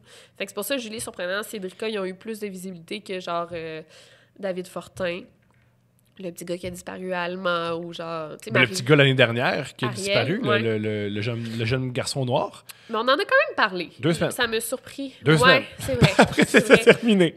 Ouais, mais c'est qu'il n'y a pas eu beaucoup de rebondissements. Je comprends. Tu sais, il a disparu, puis après, on ne sait pas qu'est-ce qui est arrivé. Fait que, Je comprends. ouais. Mais ça arrive énormément. Là. Marilyn Bergeron, on en a parlé quand même pas mal. Là. C'est une jeune femme de Québec là, de 24 ans qui a disparu. Mais fait que ça, c'est pour ça, je pense qu'on a parlé autant de Julie Surprenant, de Cédrica, à cause du Missing White Girl Syndrome. C'est vraiment fou. C'est triste, là, mais... Ouais. Puis même moi, là, j'en parle souvent que je suis comme un peu coupable de ça parce que mes vidéos, je sais que mes vidéos qui ont plus de vues ou qui vont attirer plus de gens, c'est justement ces histoires-là. Quand c'est des jeunes femmes blanches qui disparaissent ou qui se font tuer. Mais pour moi, ces vidéos-là sont plus faciles à faire et plus intéressantes parce qu'il y a tellement d'informations déjà disponibles sur le net, des photos, des théories. Fait que pour moi, ça rend ma job genre beaucoup plus facile qu'un cas de disparition que personne connaît, qui n'a aucune information là, sur le web ou genre... Fait que c'est ça que... Ouais. Ben fait oui. que même moi, je suis coupable. Tu regarderas ma chaîne YouTube, toutes mes vidéos qui ont le plus de vues, c'est des jeunes femmes blanches qui ont été tuées ou... Ouais. Wow. Fait que j'essaie de... Ouais. Ça commence quand? Quand tu t'es dit, moi, je pars une chaîne YouTube, Ouais. puis je parle des meurtres puis des disparitions, Ben... qui est un gigantesque succès. Non seulement c'est du succès, mais c'est réussi. Là. Félicitations. Oui, merci beaucoup. Ben, j'avais commencé comme une chaîne beauté là, sur YouTube. Je voulais me lancer sur YouTube. Ah, excuse-moi! Ouais, j'étais Ah! YouTubeuse, là, mais c'était un peu n'importe quoi, là, je me rappelle. T'as une Gabi Gravel. C'est qui ça? Gabi Gravel, c'est un personnage de sketch OK. joué par Florence Lompré, qui est une fille qui fait du Like maquillage. moi? Ouais. Non? OK. Ouais, OK. Ouais, mais c'était genre ça, là, ouais. C'est un peu n'importe quoi, mais je sais que ça commençait bien aux États-Unis, le true crime sur YouTube. Attends, comment t'es passé de... Ben- Je parle de Gloss puis du Conjuring à je parle de Julie Surprenant. Parce que c'est gigantesque. Mais c'est ça, très... j'en ai tellement parlé, on dirait que genre, je veux pas me répéter. Ah, Mais- attends, on n'en parle pas. OK, parfait. Non, mais je peux le dire, ça me gêne. C'est juste, je suis tombée sur une vidéo de Elisa Lam. J'en ai parlé justement avec le podcast Sans filtre. Elisa Lam, j'ai été obsédée par cette histoire-là. Puis je voulais en parler. Fait que j'ai dit, je vais faire comme une story time, mais tu sais, d'une histoire qui existe déjà. Puis j'ai eu pas mal de vues sur cette vidéo-là. Puis le monde me dit, continue à faire ça, c'est vraiment intéressant. Puis j'ai dit, OK, mais je vais me lancer là-dedans. Puis j'ai quand même un talent de narratrice. Vraiment. Ben, C'est merci. vraiment, merci. vraiment. Fait que mais quand je suis organisée, C'est là, là où c'est tu te mieux, différencies. Tu te Ouais. différencies des autres. T'es une excellente narratrice. C'est vraiment bien écrit, tes trucs. Ah, mais merci, c'est gentil. Ben, fait que c'est ça. Fait que j'aimais ça. Fait que j'ai dit, je vais me lancer là-dedans, puis on verra. Puis, tu sais, ça a super bien marché, là. Ben oui. Ouais, vraiment, ma chaîne a augmenté, là. Genre, ça n'a pas de sens, là. C'est quoi les côtés négatifs d'être extrêmement populaire sur YouTube? Il y en a-tu? T'as-tu bien des hommes qui t'écrivent? Ouais. T'as-tu bien des hommes qui t'écrivent? T'as-tu bien des gars qui t'envoient des Snapchats comme ton étudiant de 18 ans? Pas tant, honnêtement, c'est pas si pire. Là, j'ai eu récemment une dick pic Yeah! avec une photo de mon livre. Ouais, Non, yes. pour vrai, c'est très cochon. Ça, c'est quand même trash. Tu sais, Ah, OK, trash, pardonne-moi. Cochon? Moi, je disais cochon. Ben, le gars a acheté mon livre, il s'est pris une photo. Brag. Ouais, brag. Brag! Brag, monsieur! Mais non, mais ça m'a vraiment troublé, ça. OK, t'as troublé, OK. Non, mais je me suis pas sentie violée ou quoi que ce Non, soit, non. mais c'est genre, pourquoi tu... Genre, come on, là, tu sais. J'essaie OK, ma grande question, Ouais. y a-tu mis son pénis à côté du livre pour montrer à quel point son pénis était gros? C'était quoi? Par-dessus. Il a mis... Ouais, c'est comme, tu sais, en dessous mon livre, puis lui, il était comme là. Attends, pardon. OK. Il a mis son pénis par-dessus le livre. Ouais. Mais genre, en plus, tu sais, c'est comme pas tant... Oh mon Dieu. Mais c'est pas beau! Mais c'est genre, crif, genre, tu sais, je suis essaie de faire des choses sérieuses. Genre, pourquoi tu m'envoies ça? Genre, ça me... Mais faut se prendre vraiment au sérieux pour faire ça. C'est ça qui est dégueulasse. Je pense. Faut vraiment se prendre... C'est ça qui est terrible des dick pics. C'est vraiment des gars qui se prennent au sérieux qui Ouais, font mais ça, là. heureusement, j'en ai pas tant que ça, là. C'est comme... Vraiment, ça arrive pas tant souvent, là, heureusement. Mais, Mais là, je pense que le truc pour en avoir, c'est humilier les hommes qui le font. Ça fait peur aux autres. ouais. Ouais, envoyer... Mais il y en a beaucoup qui envoient la face du gars, genre des filles qui publient ça. Très bonne J'aurais pu chose. le faire, mais ouais, je l'ai pas fait, ouais. En tout cas, C'est ouais. extraordinaire. Mais j'ai l'impression que... Qu'est-ce que je vais dire? Mais... C'est quoi qu'on dit? On parlait des... Pardon? Non, oui, s'il te plaît, viens me l'arranger, s'il te plaît. Il y a un gars qui va venir arranger mon mic. Mais oui, on parlait des dick pics. Ouais, mais comment c'est quoi être populaire sur Sur YouTube, c'est quoi les côtés? C'est quoi tous les côtés? Positifs et négatifs. Salut! Négatif, ben, j'ai beaucoup de hate, là, énormément. Hein? Mais c'est ça, c'est parce que je suis une femme Effectivement. qui parle pas juste de maquillage. Fait que, tu sais, je parle de sujets quand même sérieux, controversés. Fait que, il y a des gars, je pense, qui vont se sentir intimidés par une femme qui fait pas juste parler de maquillage sur YouTube. Ah, c'est comme Qui fait c'est des leur choses territoire. sérieuses. Ouais. C'est un 5 à 10 commentaires de marde par jour. Sinon plus, là. Ouais, minimum, là, ouais. Ah, mais c'est Chris que horrible. t'es laite, ou genre, Chris que t'es conne, ou genre, sale pute. En tout cas, j'ai... Ben, voyons donc. Ouais, c'est assez intense. Là, j'ai comme appris à les bloquer. La ces bonne nouvelle, c'est que commentaires-là. Mais- les commentaires les plus faciles à éliminer de notre tête, c'est les commentaires stupides de gens stupides. Ce qui fait mal, c'est quand c'est juste et bien Ouais. écrit. Oh mon Dieu, tellement, là, parce qu'il y en a des commentaires de hate que je reçois qui sont super élaborés, bien écrits, puis je suis là, genre, ça remet toute ma vie en question. Oui, ça fait mal. Ouais. Mais le Ouais, gars sale pute, je m'en à fous, Marseille là. Ouais, qui dit que c'est t'es ça. une pute. Ah, le ça- gars à Marseille, exactement ça, parce que c'est souvent des Français, d'ailleurs. Ben oui, c'est extrêmement misogyne. Ouais? Il y a, Les ben Français? moi, il y a eu un grand problème de misogynie en France. Ouais, ben je pense que oui. Je connais beaucoup de Français qui sont arrivés au Québec. C'est un ajustement qu'on a dû faire. Je pense que oui. Ils réalisent j'étais plus misogyne que je croyais. Mais puis, comme le gars à OD, là, j'ai pas tant écouté, là. Moi non mais plus. Il y a 2 ans, en tout cas, justement, c'était le seul Français, puis il s'est fait poursuivre, puis en tout cas. Oh, ouais. Ou lui, il poursuivait, en tout cas, peu importe.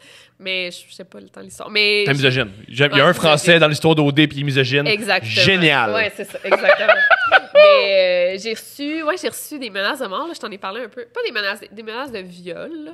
Wow! Et ça, c'était vraiment intense parce que Ça a commencé, c'était comme 3 messages de suite. Puis c'était sur la plateforme Utip. C'est ça qui est encore plus ironique. C'est une plateforme que les gens peuvent regarder des publicités, puis ça me donne de l'argent.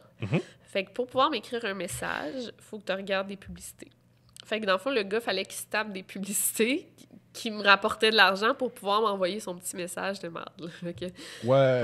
Fait que ça a été comme 2-3 messages assez intenses que lui pis ses potes, ils pourraient me détruire. Puis j'étais quand même bonne. Fait que ils pourraient me violer, genre, un enfant de même. Fait que là, au début, j'étais OK, c'est une joke. Puis là, un autre truc, il m'a renvoyé 3-4 messages. J'ai contacté Utip, puis j'ai envoyé les messages. J'ai dit, là, il faut prendre ça au sérieux, là. C'est comme des menaces, là. J'ai obtenu l'adresse... Le Utip a réussi à trouver 2 adresses IP de ce gars-là. C'est un gars de la France. Mais on a 2 adresses. Fait que là, il dit, là, il va falloir que j'en taille à la police pour qu'ils voient laquelle des 2 adresses.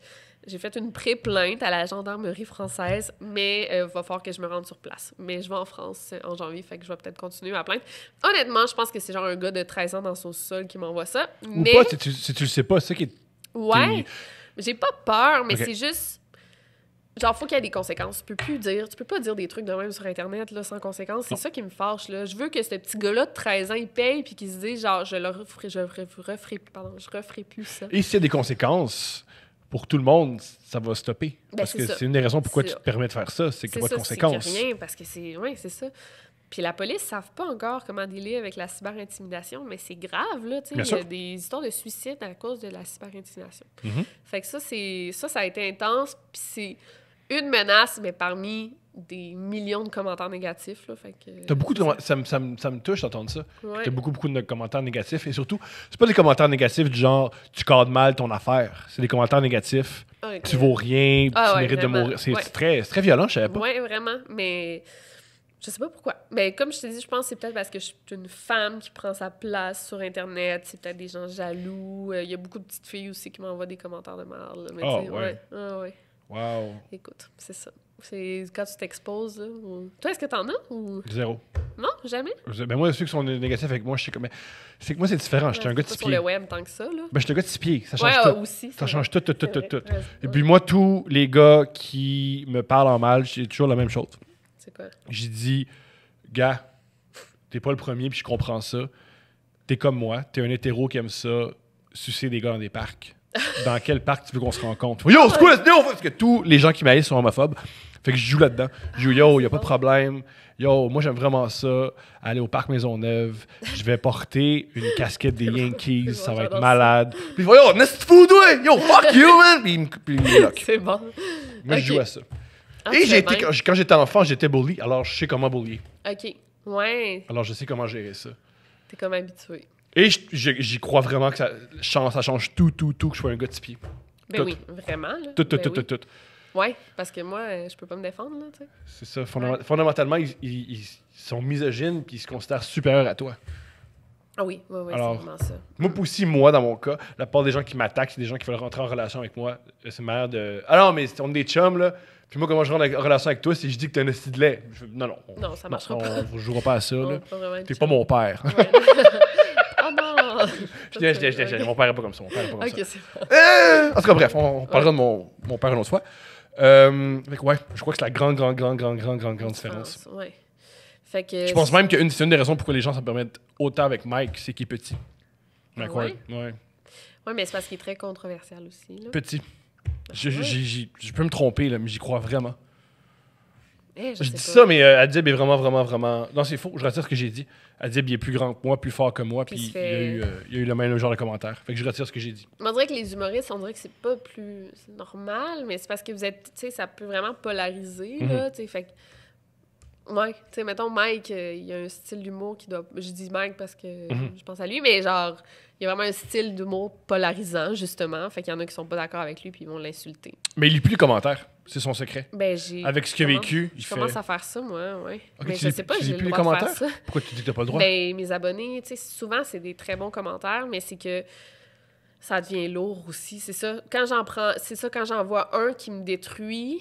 Tu sais, même s'il y en a 1000 autres là, qui sont super gentils, j'ai comme appris, justement, à pas trop lire les commentaires, des demandes de DM. Des fois, j'en lis, mais j'essaie de me détacher le plus possible. De toute façon, ce qui me rattache à mon public, là, c'est mes vidéos. T'sais, moi, je parle à mon public à travers mes vidéos. Les commentaires, je vais en lire, je vais en liker, mais de moins en moins parce que ça devient... c'est ça. Tu sais, t'en lis 2-3, puis c'est lourd, puis ça m'affecte. J'ai pas besoin de ça dans ma vie. Là. Voici un conseil, parce que j'adore donner des conseils. Vas-y, ouais. Tu es très active sur ta chaîne YouTube et tu t'adresses déjà à eux directement. Ouais. Et tu fais beaucoup de vidéos. Tu leur dois rien de plus. Ouais, c'est ça. Tu es déjà très généreuse envers eux. Ouais. Et s'ils sont pas d'accord avec ça, ils peuvent arrêter de te suivre. Ah oui, parce qu'il y en a qui sont insultés quand je réponds pas à leurs commentaires. Mais... qu'ils soient insultés. Puis aussi, si tu es insulté par le fait qu'une YouTubeuse ne répond pas à tes commentaires, tu as des problèmes à régler. Puis c'est pas toi qui dois régler ça. Tu as sûrement une frustration que tu vis. Oui. Ailleurs dans ta vie. Sûrement, c'est vrai. Tu peux pas... Ouais, non, c'est vrai. C'est pas vrai que tu as une bonne relation avec les femmes si une femme te répond pas en dessous d'une vidéo YouTube ou elle t'a jamais adressé à toi la parole, t'es pas bien. Ouais. Il y a des psychothérapies, des travailleurs sociaux, des livres. Va voir ça. Il y a des filles aussi qui sont frues, par exemple. C'est pas juste pareil. les hommes. Mais ouais, c'est pareil, là. Va fouiller. Ouais. Mais toi, t'as pas à régler ça. Toi, t'es pas une pignata. Ouais, puis... Tu sais, qu'est-ce que tu veux, je réponds maintenant, là, tu sais, j'aime ta vidéo, c'est gentil, mais tu sais, si je réponds ça, genre merci à tout le monde, tu sais, je veux dire... C'est long. Puis aussi, tu donnes déjà beaucoup. Ouais. Tu donnes énormément de contenu. Ce que Ouais, tu fais, ça prend beaucoup. C'est pas comme ici. Moi, je fais rien. Là. Tout ce que je fais, c'est j'amène du monde plus intéressant que moi, puis je leur demande, parle-moi de tes relations amoureuses, puis parle-moi de ton père. Toi, tout ce que tu fais, c'est de la recherche beaucoup. La recherche. Ouais, c'est de la job. C'est vraiment... Fait que tu donnes déjà beaucoup. Ouais, je pense que ouais. Embarque-toi pas là-dedans. Non, t'as raison. Mais moi aussi, quand j'ai su que justement Mike lisait plus les commentaires, ça m'a... Je suis comme rassurée. Je dis, c'est vrai, tu sais, pourquoi? C'est pas nécessaire. Ah non, c'est pas ça. Ouais. Vraiment. Même pas sur ses podcasts, il lit pas... moi, je crois... Je parle pour lui, mais il m'a jamais... Même tous ses réseaux sociaux et tous ses Internet, c'est d'autres gens qui le font pour lui. Lui, déjà, il donne 3 à 4 podcasts par semaine, plus des spectacles. Et en plus, Mike, c'est une des personnes les plus généreuses de son temps que je connais. Quand tu lui adresses la parole normalement, dans la vie de tous les jours, il va passer du temps avec toi. Ouais, c'est ça. Ouais. Fait que tu as raison. Si en plus, en plus, pour ces podcasts que tu écoutes, là, si à chaque fois, le monde lui dit « Hey Mike, c'est cool, Sti Alma. Ben merci. Très heureux de savoir que tu trouves ça cool. » Non, c'est pas une vie. Exactement. Non, c'est ça. Fait que, puis je me disais, maintenant, j'ai dit là, c'est ce temps-là que je prends à répondre aux commentaires, je peux genre le mettre dans des vidéos. Fait que là, ou le mettre dans ma vie personnelle. Le mettre de manger des jujubes. Ben oui. Il n'y a pas juste ta chaîne. Là. Non, c'est ça. T'as raison. Ouais. OK. Fait que si dans la vie, on veut te... Qu'est-ce qu'on... Mettons, on aime ce que tu fais, qu'est-ce qu'on peut faire pour toi? Me suivre sur Instagram, Twitter, YouTube, acheter mon livre. Ouais, OK. Et qu'est-ce qu'on te souhaite? Qu'est-ce qu'on me souhaite? De continuer à faire ça genre le plus longtemps possible. Puis que ça marche. Puis que je continue à être payée à faire ce que j'aime. Ouais. Yeah! Ouais. Merci beaucoup de ton temps. Thomas. Merci du podcast. Tu as été extrêmement généreuse. Tu m'as fait rire. Tu m'as appris des affaires. Et tu as démontré mon manque de connaissances et tous mes... T'es drôle, franchement. Merci infiniment. Merci à toi. Yeah.